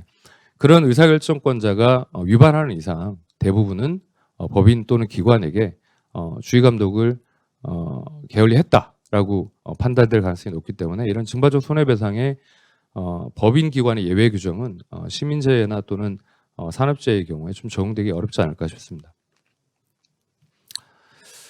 그 다음이 이제 그 앞에서도 이제 산업재해 부분과 관련해서 말씀드리긴 했습니다만 사업주 또는 경영 책임자가 결국은 중대 시민재해의 경우에도 수범 주체이자 책임의 주체가 됩니다. 앞에서 이미 설명드리긴 했지만 사업주는 기본적으로 이제 개인 사업주를 전제로 하고 있고요. 경영 책임자 같은 경우에는 앞에서 말씀드린 바와 같이 사업을 대표하고 사업을 총괄하는 권한과 책임이 있는 사람 또는 이에 준하는 안전보건에 관한 업무를 담당하는 사람이 이제 여기에 해당될 수 있을 겁니다. 오늘 세미나의 목적인 부동산 건설 분야랑 관련해서 좀 더 살펴보면 중대재해처벌법에서의 사업주는 기본적으로 고용관계를 전제로 하지 않습니다. 즉 사용 종속적 근로관계를 전제로 하고 않고 있고 단순히 타인의 노무를 제공받아 사업을 하는 자도 이미 포괄을 하고 있습니다. 부동산의 경우에 만약에 대형 건물을 위탁 관리를 하고 그로 통해서 임대가치나 또는 매각 차익을 실현하는 부동산업을 부동산 임대업을 하고 있다라고 하면 이 또한 당연히 중대 시민재해의 규율 대상이 되는 사업 또는 사업주라는 요건을 충족하게 될 것 같고요. 그런 걸 전제로 한다면 그런 대형 건물의 소유자인 개인 또는 소유법인의 경영 책임자 등도 중대재해처벌법에 적용 대상이 될 수 있을 것으로 생각이 됩니다. 여기서 이제 문제가 되고 있는 부분이 허연 변호사님 그 발표에서 잠깐 말씀이 됐습니다만 대표이사는 당연히 적용이 될 것으로 보이고요. 회사에서 대표이사 이외에 대표이사에 준하는 안전보건 대표이사를 별도로 규정한 선임을 한다. 즉 안전보건과 관련해서는 다른 대표이사에게는 권한이 없고 안전보건 대표이사만이 독립적인 권한과 예산을 갖는다라고 회사에서 그렇게 가버넌스를 어레인지를 하는 경우에 그러면 그 외에 대표이사는 면책할 수 있는지가 이제 문제가 될 수 있고요. 근데 뭐 앞에서 설명드렸지만 기본적인 안전보건 체계 구축이라고 하는 게 회사의 예산이나 조직이나 또는 인사와 관련이 있기 때문에 그것을 정말 완전히 독립적인 안전보건 대표이사에게 위임을 할 수 있는지는 현실적으로 좀 의문이 없지 않습니다.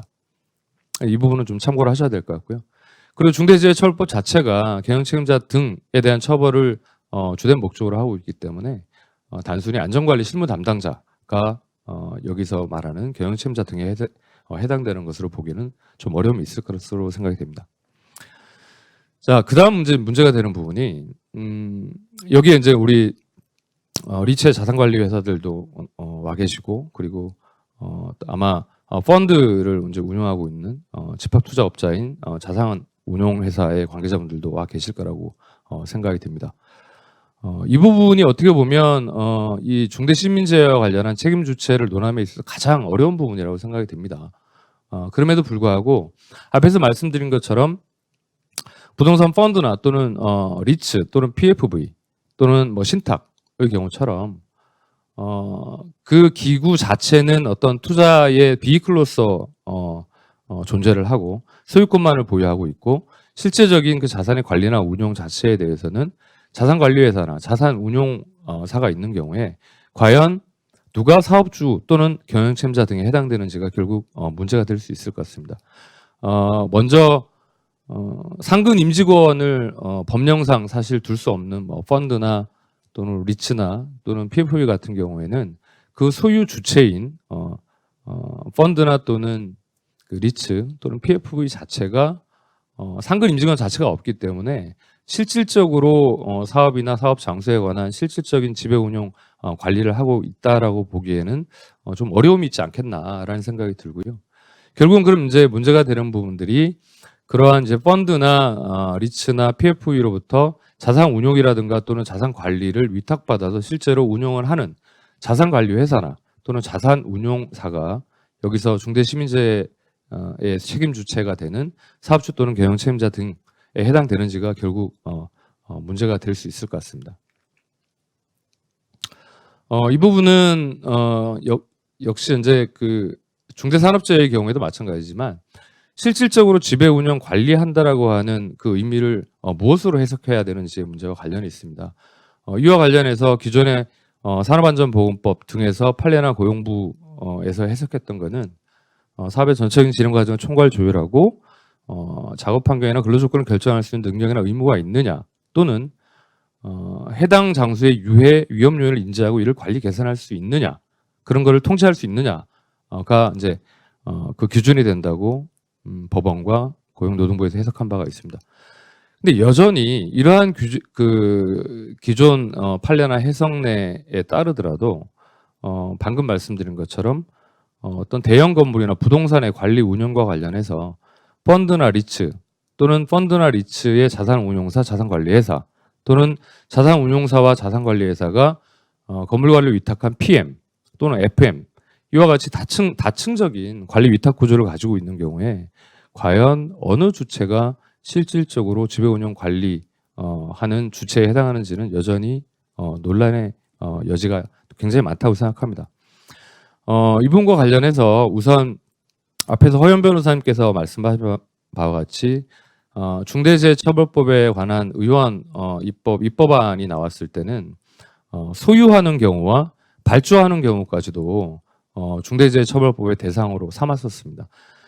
그런데 이 단순히 소유하거나 또는 발주했다는 이유만으로 중대산업재해나 중대시민재해에 대한 책임을 묻는 것은 너무 과도하다라고 하는 그 토론이 있었고요.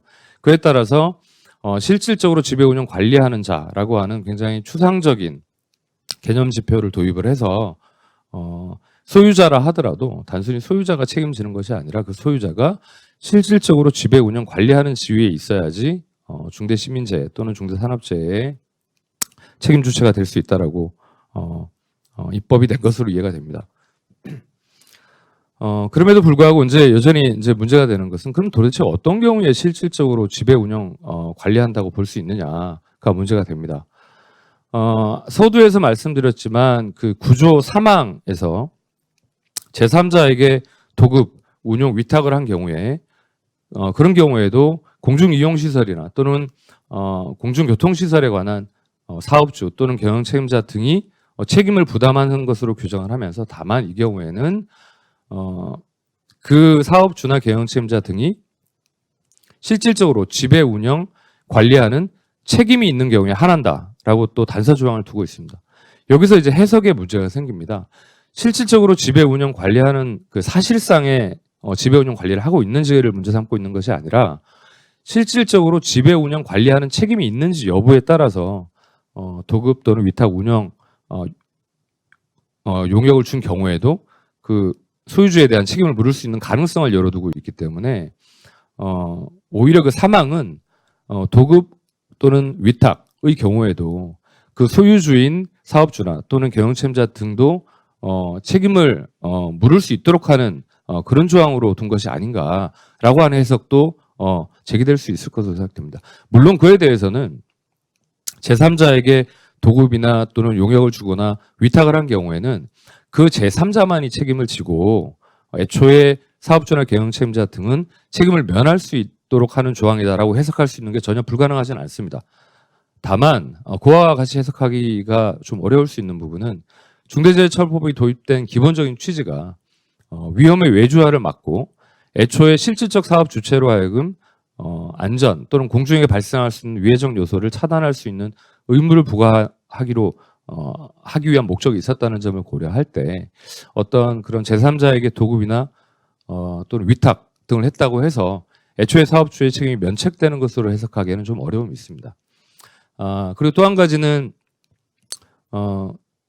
뭐 민법상 또 공작물 소유자의 책임이라고 하는 부분도 있고 뭐 임대의 경우에는 임대인의 그 사용 또는 관리에 관한 기본적인 의무가 있다는 이런 이제 법령상의 내용들도 있어서 소유주의 경우에 제3자에게 도급 위탁을 통했을 때 과연 면책이 될 수 있는지 부분은 여전히 좀 의문이 존재한다고 할 것입니다.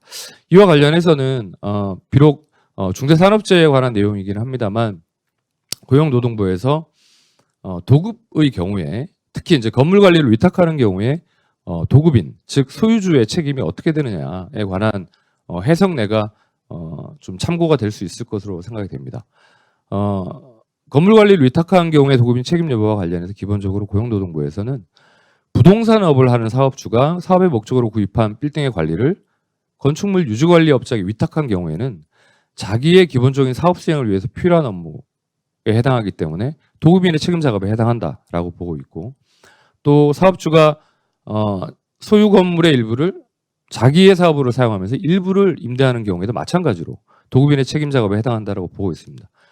그 외의 경우 즉 예를 들어서 사적으로 건물을 사고 거기에 대한 위탁을 전부 건물 유지관리업자에게 위탁한 경우에는 기본적으로 도급인에 해당하지 않기 때문에 산업안전보건법상의 도급인으로서의 안전 또는 보건조치 의무를 취할 필요는 없다라고 해석을 하고 있습니다. 좀 더 이제 구체적인 사안으로 더 가보면 이 고용노동부 지류회신도 이제 중층적인 이제 하도급 관계에서의 도급인 판단에 관한 부분입니다. 즉 빌딩을 관리하고 있던 이제 하수급인의 근로자가 당직 순찰을 하고 있던 중에 지하 2층에 이제 열려 있는 공간으로 추락을 하면서 사망을 한 사례, 이 사례에서 누가 책임을 부담하느냐, 도급인의 책임을 부담하느냐와 관련해서 이 사례는 지금 빌딩 소유주가 있었고요. 그 빌딩 소유주는 사모펀드였습니다.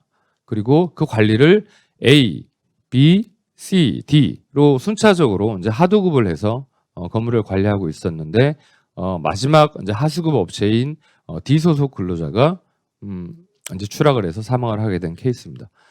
여기와 관련해서 고용노동부가 뭐라고 이제 해석을 하고 있냐면 기본적으로 산업안전보건법상의 도급인은 도급인의 사업장 내의 모든 장소에 관해서는 기본적으로 도급인으로서의 책임을 부담한다는 전제하에서 아까 살펴본 것처럼 부동산업을 고유한 사업 목적으로 하고 있는 A사가 그 빌딩의 가치 유지나 재고를 위해서 그 건물의 관리를 위탁을 했고 그렇다고 한다면 A사는 기본적으로 산업안전보건법상의 도금인의 책임 주체로 볼 수 있다라고 보고 있고, 다만 A가 그 사업장에 외에 별도의 사업장에 있고 그 실질적인 건물의 관리를 독립적으로 B사가 진행을 하고 있었다고 한다면 그 경우에는 A사가 도금인으로서의 책임을 부담하지 않을 수 있다라고 해석을 한 바가 있습니다.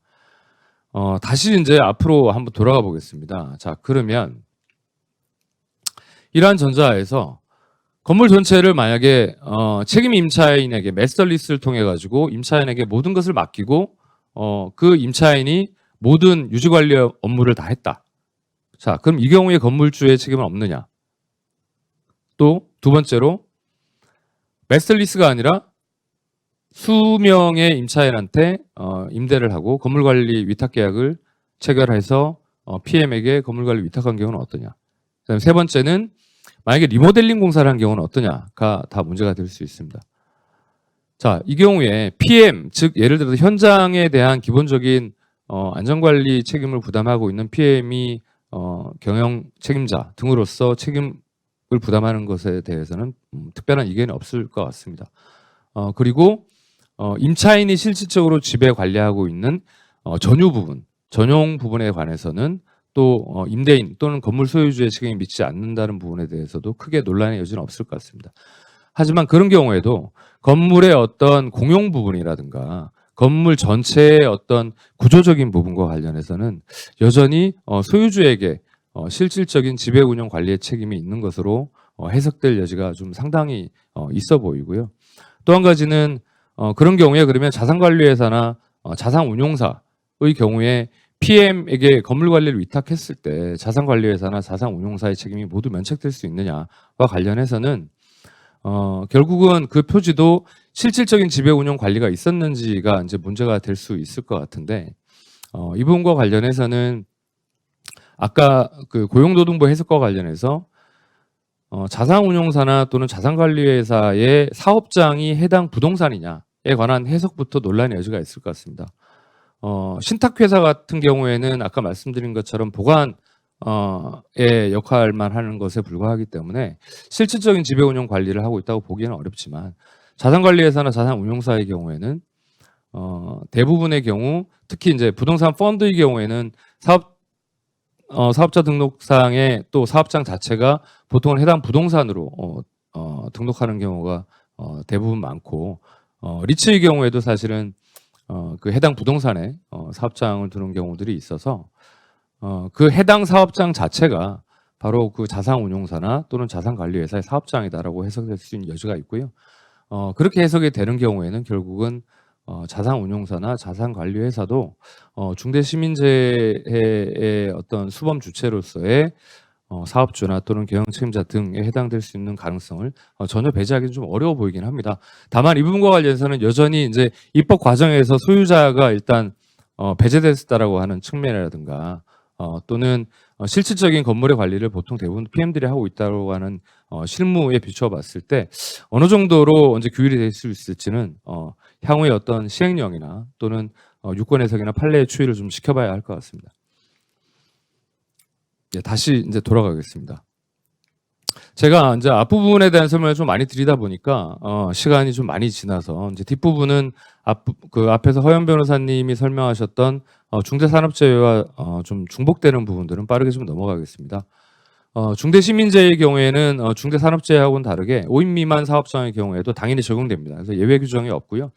다만 이제 유예와 관련해서는 상시근로자 50명에 대한 판단 기준을 무엇으로 할 거냐가 문제가 됩니다만 기본적으로 이제 해당 법인의 소속 근로자를 기준으로 이제 50명을 보고 예외적으로 노무상으로나 또는 근로조건 결정권과 관련해서 독립된 사업장으로 볼 수 있는 경우가 아니면 그 법인 전체를 대상으로 50명에 해당하는지 안 되는지를 판단하기 때문에 예를 들어서 펀드나 리츠가 이제 관리하는 부동산과 관련해서는 상시 근로자가 없는 소유 주체라기보다는 소유 주체 말고 PM이라든가 또는 FM의 경우에는 그 해당 소속 근로자가 50명이 넘느냐에 따라서 법률 규정이 3년간 유예될 수 있을지 여부가 결정이 될 것으로 판단됩니다. 그다음 부분이 이제 기존 법령에 따른 건물 소유자나 관리자의 책임인데 이 부분은 기본적으로 중대재해처벌법이 도입됐다라고 해서 기존에 있었던 그 개별 법령에 따른 책임이 없어지는 건 아닙니다. 기본적으로 경영 책임자나 사업주의 경우에는 기존 법령이 그대로 적용될 뿐만 아니라 중대재해처벌법이 중복적으로 적용이 돼서 대부분의 경우는 상상적 경합, 즉 중한죄인 중대재해처벌법에 따른 형사책임이 부과될 가능성이 상당히 높습니다. 빠르게 좀 보면 관련 법령들은 뭐 당연히 일반 조항으로서의 형법상 업무상 과실치사상이 있고요. 앞에서 살펴본 이제 산업안전보건법이 있습니다. 또 그리고 시설물의 안전 유지 관리에 관한 특별법도 있고요. 위험물 안전관리법 말씀드렸고 승강기 안전관리법이 있고 화재 예방에 관한 법률 그리고 초고층 지하 연계 복합 건물에 관한 재난관리에 관한 특별법도 적용이 될 거고요. 그다음에 고압가스 안전관리법, 액화석유가스법 이런 관계 법령들이 있고 이 관계 법령들에 대해서 숙지를 하실 필요가 있는 부분들이 앞에서 본 것처럼 구조에서는 안전보건 관계 법령에 따른 관리상의 조처 의무도 이행해야 되는 것들이 중대재해처벌법의 내용에 포함되어 있기 때문에 이 관계 법령들도 숙지하실 필요가 있습니다. 마지막으로 이제 관련 사례를 한번 살펴보겠는데요. 유명한 사건이죠. 리조트에 이제 그 오리엔테이션을 하러 갔던 대학생들이 폭설로 인해서 이제 하중을 견디지 못했던 지붕이 붕괴되면서 안타깝게 이제 사망하는 사건이 발생했던 케이스입니다. 전형적인 중대시민재해에 해당하는 거고요. 중대재해처벌법이 적용되기 전에는 뭐 설계사나 또는 리조트 관리자들이 업무상 과실치사상으로 처벌이 됐습니다. 중대재해처벌법 하에서는 이 체육관의 경우에는 일정한 면적 요건을 충족한다면 중대재해처벌법상의 공중이용시설이 될 수 있을 거고요. 이 회사에서 이 리조트 회사에서 만약에 안전보건 관리 체계를 구축하지 않았거나 그에 따른 관리상의 조치를 취하지 않았다면 리조트 본부장이나 리조트 지배인이나 관리소장처럼 업무상 과실치사상으로 처벌 받는 이외에 리조트의 어떤 경영 책임자나 대표이사 등은 중대재해처벌법에 따른 처벌까지 받게 될 것입니다. 그리고 또 하나의 사례는 이것도 최근에 있었던 거죠. 휘트니스에서 발생한 화재 사건의 경우였습니다. 이 사건은 약간 특이하게 J스포츠센터 자체 소유주까지도 처벌을 받았습니다. 여기서는 왜 처벌을 받게 됐냐면 스프링클러 자체를 작동하지 못하도록 그냥 놔두라는 지시 자체를 소유주가 했었기 때문에 그 소유주도 이제 업무상 과실치사상의 책임을 물었던 거고요. 중대재해처벌법이 시행이 되면 당연히 처벌이 될 거고 중대재해처벌법에 따른 더 중한 형사 책임을 부과받게 될 것입니다. 이러한 이제 중대재해처벌법의 시행의 의미와 대응 방안에 대해서는 앞에서 이제 우리 산업재해 부분에서 그 허 변호사님이 말씀드렸던 부분과 유사합니다. 기본적으로 수범 주체가 확대가 됐고 보호 대상에 이제 일반 공중시설의 이용자들도 포함이 됐고요. 보호 장세도 확대됐고 처벌 대상도 확대되어 있는 거고 처벌 또한 굉장히 강화되어 있습니다. 아직까지는 시행령이 이제 구체화되지 않아서 그 구체적으로 어떤 조치 의무를 취해야 될지는 논란의 여지가 있고 앞에서 말씀드린 것처럼 어느 범위까지 경영 책임자 등으로 인정할지에 관해서는 여전히 논란의 여지가 있습니다만 앞으로 이제 시행령이 시행이 됐을 때 그 시행령의 내용을 유심히 살피셔서 안전 및 보건 조치 의무에 대해서 충분히 계획을 세우시고 이행하실 필요가 있을 것 같습니다. 고의나 인과관계 관련한 어떤 논란의 여지에 관해서는 우리 앞에서 허 변호사님께서 좀 말씀하신 부분이 중대재해처벌법상 시민재해의 경우에도 유사하게 적용이 되기 때문에 별도로 저는 더 구체적으로 말씀드리지 않겠습니다. 대단히 감사합니다. 장경수 변호사님 발표 잘 들었습니다. 중대재해처벌법이 수범 주체를 폭넓게 규정하고 있어서 부동산의 소유 및 관리 주체들이 이 법에 영향을 받게 될 가능성이 있다는 점을 주지시켜 주신 것 같습니다. 구체적인 시행령이 제정되면 이러한 소유 및 관리 주체들이 어떠한 준비를 해야 하는지 후속 발표를 해주시면 좋을 것 같습니다.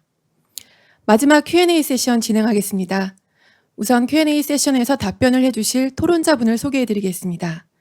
앞선 두 분 발표자님 외에 노동 분야에서 김동욱 변호사님, 형사 분야에서 강정석 변호사님 참석해 주셨습니다.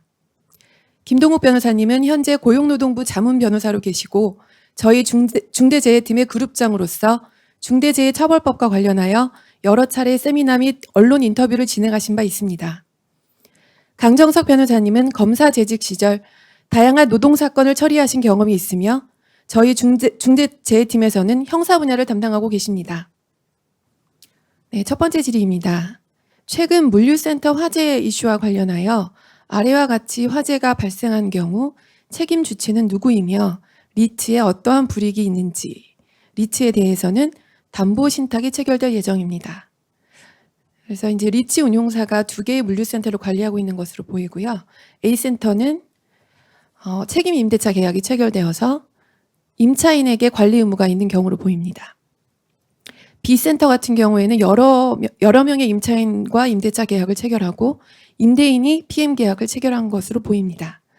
각각의 화재가 임대인, 임차인, 전차인 또는 제3자의 과실로 발생한 경우에 누가 책임을 질지 장경수 변호사님이 답변해 주시면 좋을 것 같습니다. 네, 장경수 변호사입니다. 일단 질의 내용과 관련해서 일단 명확하게 하고 싶은 부분이 있습니다. 각각의 어떤 사고와 관련해서 마스터리스든 아니면 개별 임대차 계약이든 간에 어떤 특정한 당사자의 잘못이 개입돼서 화재가 발생했다라고 하면 그게 임대인이든 임차인이든 전차인이든 또는 제3자이든 간에 그 해당 당사자들이 일반적인 그 형법상의 업무상 과실치사상이라든가 관련 법령 개별 법령에 따른 어떤 책임을 부담한다는 부분은 당연한 내용이고요. 각각의 경우에는 결국은 문제가 되는 부분은 마스터리스트든 또는 임대차 계약, 개별 임대차 계약의 경우이든 아까 이제 강의 시간에 말씀드렸던 것과 동일하게 실질적인 지배 운영 관리하는 주체를 누구로 볼 것인가에 일단 문제로 귀결이 될 수밖에 없습니다. 그리고 그 해당 사고가 발생한 부분이 누구의 지배 영역에 있었는지를 일단 먼저 특정을 해야 될 것 같고요. 아까 강의 시간에 잠깐 말씀드렸지만 임차인이 지배 운영 관리하는 전용 부분에서 발생했다라고 하면 그 부분을 특별한 사정이 없는 한 어떤 임대인이나 또는 관리인의 어떤 책임으로 묻기에는 좀 어려움이 있을 거고요. 그 다음에 이제 그런 부분들이 아니라 그 전체적인 공용 부분에서 이제 문제가 발생했다라고 하면 책임 임대차의 경우와 이제 일반적인 임대차를 나눠봤을 때 책임 임대차의 경우는 앞에서 말씀드린 것처럼 모든 지배 관리와 운영을 매설리스에서의 임차인에게 하고 임차인이 실제로 그 PM과 FM을 고용을 해서 관리를 하고 있었다고 한다면 그 경우에는 그 소유자는 실질적인 지배 운영 가능성이 있다라고 보기 좀 어렵지 않을까 조심스럽게 그렇게 생각이 들고요. 그 경우에는 결국 매설리스의 경우에는 임차인이 실질적으로 그 장소나 시설물에 관한 실질적인 지배 운영 관리인으로서 책임을 부담을 해야 되지 않을까라는 생각이 들고요. 근데 이제 이런 매스터리스의 경우가 아니고 개별 임대차의 경우에는 강의 때도 잠깐 말씀드렸지만 공용 부분을 비롯한 전체 건물의 구조적 부분이라든가 뭐 기계실이나 이런 사고 위험성이 높은 부분에 대한 기본적인 지배 운용 관리에 대한 책임이 기본적으로 소유주에게 있다고 볼 수 있기 때문에 그 경우에는 여전히 소유주인 임대인에게 그 실질적인 지배 운용 관리 책임이 인정이 돼서 중대재해처벌법에 따른 책임 주체가 될 가능성이 상당히 높을 것 같고요. 그래서 근데 이제 앞에서 이제 잠깐 말씀드린 것처럼 만약에 리츠의 경우라고 한다면 말씀드린 것처럼 위탁관리 리츠의 경우에는 상근 임직원들을 고용을 할 수 없기 때문에 아무리 소유주라 하더라도 실질적인 어떤 그 대상 부동산에 관한 지배나 운영이나 또는 관리의 주체로 보기에는 좀 어려움이 있어 보일 것 같고요.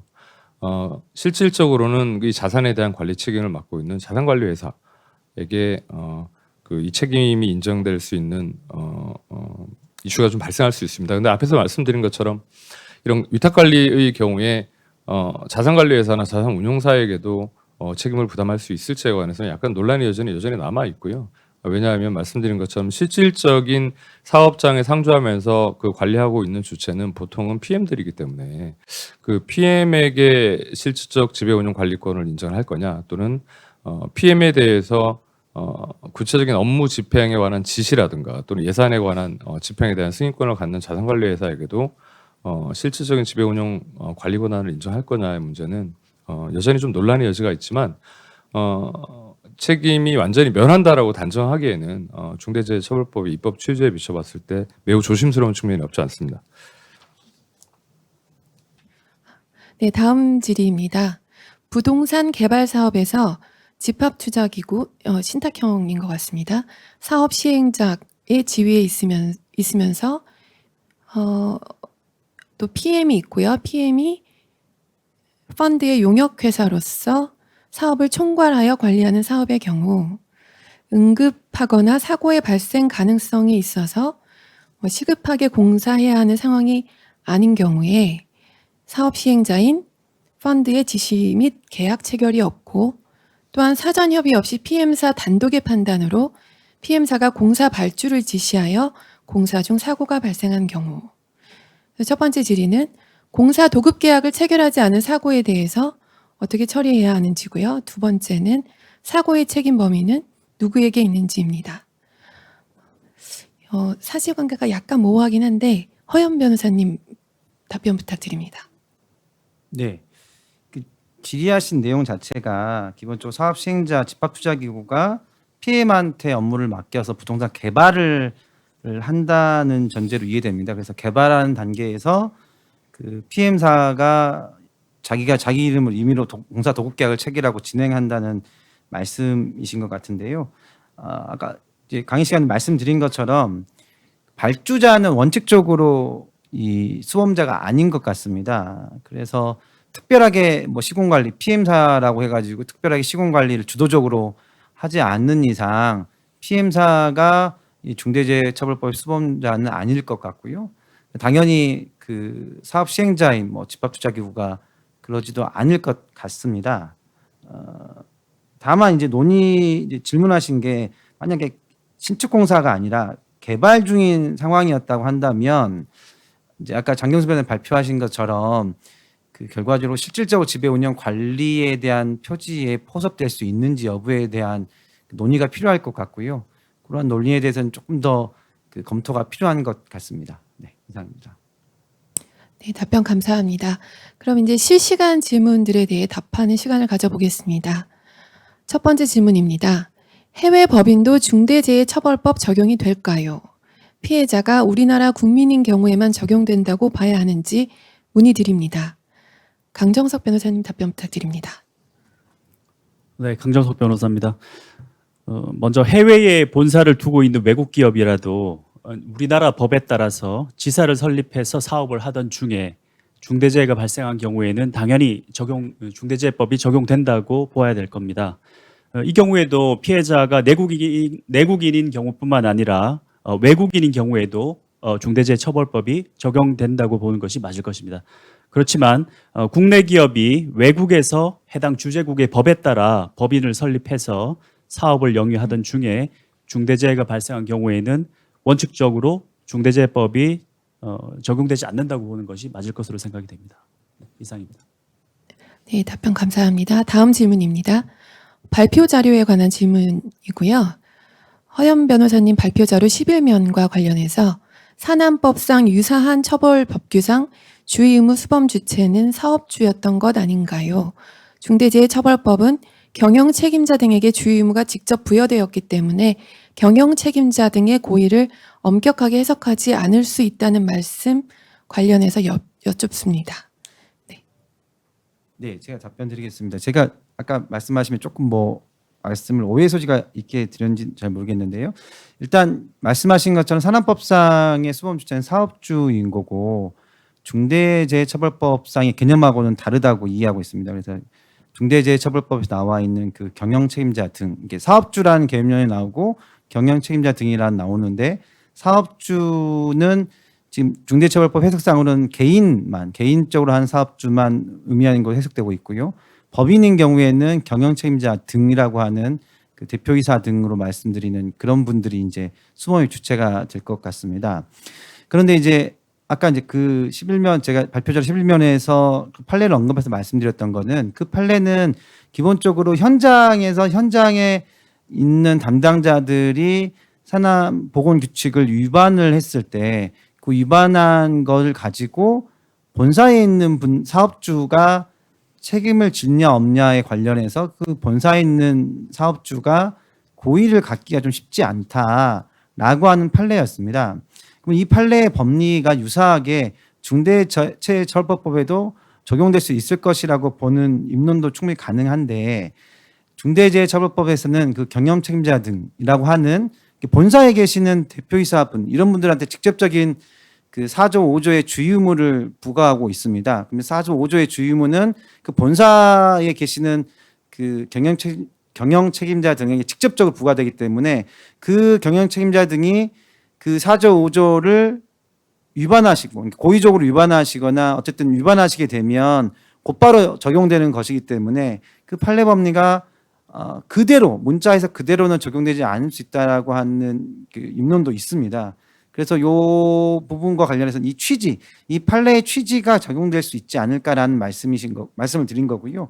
그 판례 법리가 그대로 중대재해처벌법에 똑같이 적용된다고 보기는 어려울 수는 있을 것 같습니다. 네. 네, 다음 질문입니다. 중대재해처벌법 책임 주체의 사업주에 포함되는 범위를 알고 싶습니다. 구체적으로 신탁사가 포함되는지 여부를 알고 싶습니다. 허연 변호사님 답변 부탁드립니다. 네. 신탁사의 경우에는 우리나라 부동산 신탁사들이 하는 신탁 업무가 상품이 여러 개가 있죠. 뭐 담보신탁, 관리신탁, 관리신탁에서는 을종 갑종이 있고, 그다음에 처분신탁, 분양관리신탁, 토지신탁에서 관리형, 뭐 혼합형, 차입형 이렇게 크게 나눠지는 걸로 알고 있습니다. 그런데 이 신탁사는 기본적으로 앞에 발주자 또는 소유자의 개념하고 똑같이 차입해서 말씀을 드리면 될 것 같아요. 개발 단계, 건설 단계에서는 그 발주자의 개념에 들어오기 때문에 기본적으로 문제가 안 되겠죠. 특히 담보신탁이나 처분신탁이나 분양관리신탁 이런 데서는 직접 공사도급계약을 체결하지도 않으시죠. 그러니까 뭐 발주자가 아니실 테고, 토지신탁, 관리형이든 차입형이든인 경우에는 시공사랑 도급계약을 체결하시니까 거기에서는 발주자의 지위에 있을 텐데 발주자가 기본적으로 책임을 부담하지 않는다고 보고 있기 때문에 그 개발 단계에서는 사실 문제될 건 별로 없을 것 같습니다. 근데 운용 단계에 들어오면 약간 문제가 있는 부분이 그 관리 신탁 중에서도 갑종 관리 신탁이라는 게 있죠. 그러니까 을종은 명의만 갖고 있는 건데 갑종은 제가 알고 있기로는 그 신탁회사가 모든 관리 업무를 다 하는 게 갑종 관리 신탁으로 알고 있는데, 이렇게 신탁회사가 그 건물을 소유권 이전 새끼를 넘겨오고 관리 업무까지 모든 걸 다 하는 갑종 관리 신탁이라고 한다면 앞서서 소유자한테 책임이 있을지 없을지에 관한 그런 논의와 똑같이 적용될 것 같고요.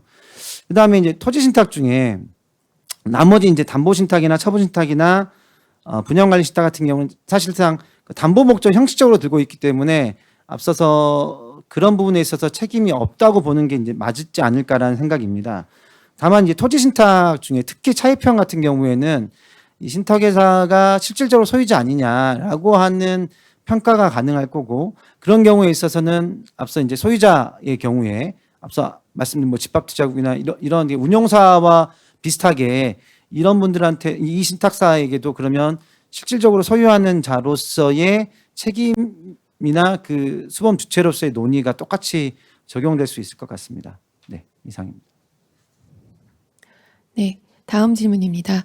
위탁관리 리츠의 자산관리회사 상근 직원이 50명 미만이지만 위탁관리 리츠 자산을 직접적으로 관리하는 PM사의 상근 직원이 50인 이상이거나 해당 건물 자체를 위한 직접 근로자, 가령 관리사무소 직원, 청소부 등이 50명 이상인 경우 부칙 제1조에 따라 자산관리회사에 대한 중대재해법 시행 시점이 공포 후 3년 경과 시점으로 유예될 수 있을지요. 이건 아까 장 변호사님 발표 내용과 관련된 것 같습니다. 장 변호사님 발표 부탁드립니다.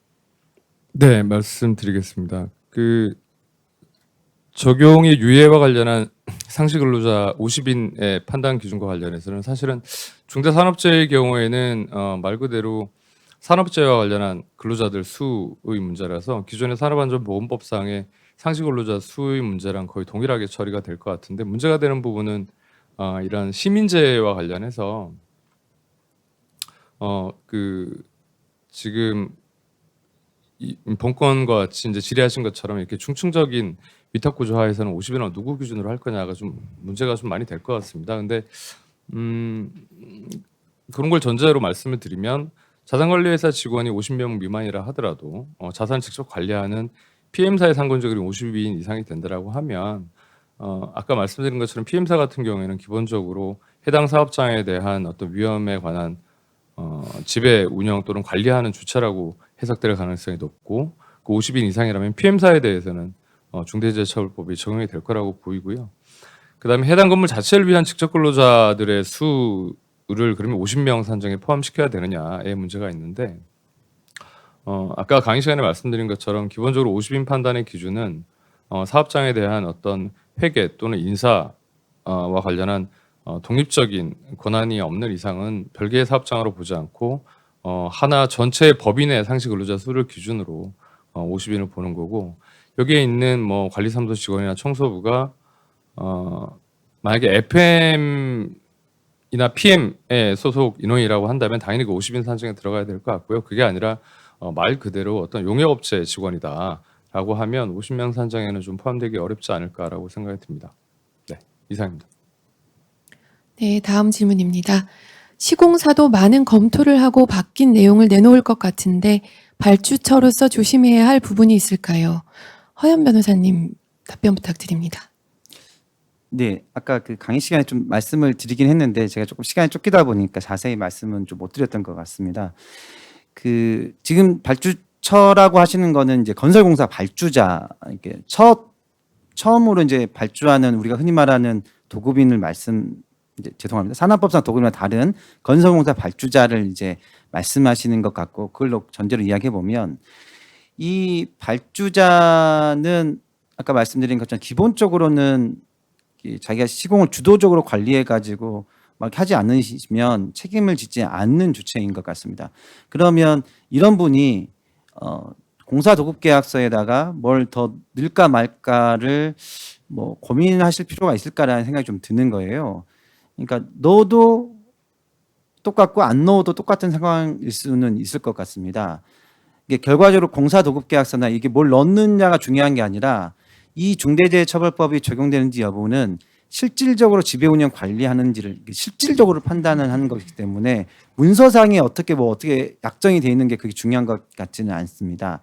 다만 경우에 따라서는 도급계약서에다가 조금 더 어떤 그 시공사 유의사항 같은 거를 더 넣어놓으면 발주처한테 도움이 되는 부분이 없지 않아 있을 수는 있을 것 같은데 지금 현 단계에서 이거를 아주 뭐 이렇게 도급계약서를 이렇게 구체적으로 써라 어떻게 해라 이렇게 말씀드릴 수 있는 단계는 아닌 것 같고 조금 저희가 시행령도 나오고 이 부분에 조금 더 논의가 또 무르익은 다음에 다 같이 좀 고민을 해봐야 될 문제인 것 같습니다. 네, 다음 질문입니다. 이 질문을 마지막으로 해야 될 것 같은데요. 시행령 확정은 언제쯤 예상되나요? 저희 중대재해팀 그룹장이신 김동욱 변호사님이 답변해 주시면 좋을 것 같습니다. 네.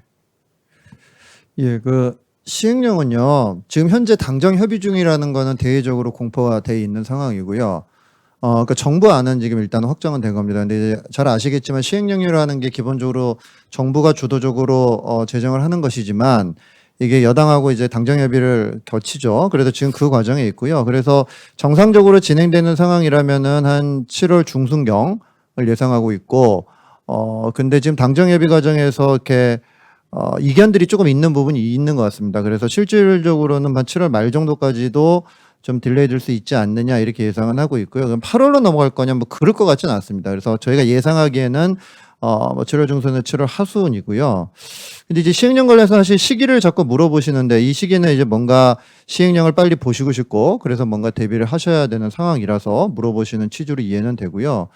근데 이제 시행령이 사실은 한 달쯤, 2달쯤 전에 한국경제신문에서 시행령안이라고 유출된 것들이 있었죠. 유출된 것들이 있었고 그거에 대해서 정부에서는 이제 아니라고 얘기는 했습니다만 사실은 시행령안 중에 일부였던 거는 맞고요. 그리고 지금 시행령 최종안이 나와 있는데 정부에서 굉장히 이제 극비로 이제 보완을 하시긴 합니다만 그 과정에서 시행령 논의 과정에서 뭐 들어갔던 전문가들 이런 분들이 사실 보시고 나서 내용의 대강은 지금 뭐 저희도 추측은 하고 있거든요. 근데 그 내용을 보면은 저희가 처음에 중대재해처벌법이 생겼을 때는 특히 안전보건 확보 의무에 관련해서 1호 4호 조치, 그러니까 1호는 조직 예산, 뭐 인력 이런 걸 넣으라는 얘기고 4호는 안전보건 법령상 이 조치를 하기 위해서 관리하는 조치인데 특히 4호 조치 관련해 가지고 도대체 어디까지 대표이사가 해야 되느냐 이런 거에 대한 고민들이 굉장히 많았어요. 왜냐하면 이 산업안전보건법 같은 경우만 해도 그 금지 규정이 뭐 1000개가 넘어가기 때문에 과연 이걸 어떻게 처리해야 될 거냐 고민이 많았는데 다행히 지금 시행령안 나온 걸 보면은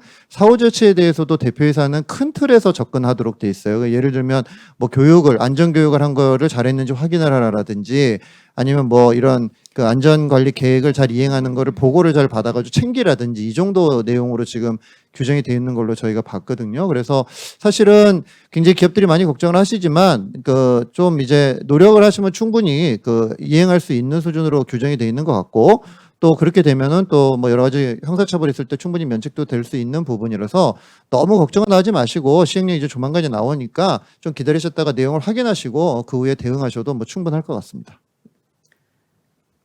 네, 답변 감사합니다. 시간 관계상 모든 질문을 다루지 못하고 이쯤에서 저희 세미나를 마무리해야 할 것 같습니다. 긴 시간 참석해 주신 모든 분들께 감사의 인사드립니다. 시행령이 제정되면 중대재해처벌법 시행 전에 또 유익한 세미나를 준비하여 찾아뵙겠습니다. 그리고 중대재해처벌법과 관련하여 각 기업에서 도움이 필요하시면 저희 세종중대재해팀을 찾아주시면 감사하겠습니다. 감사합니다.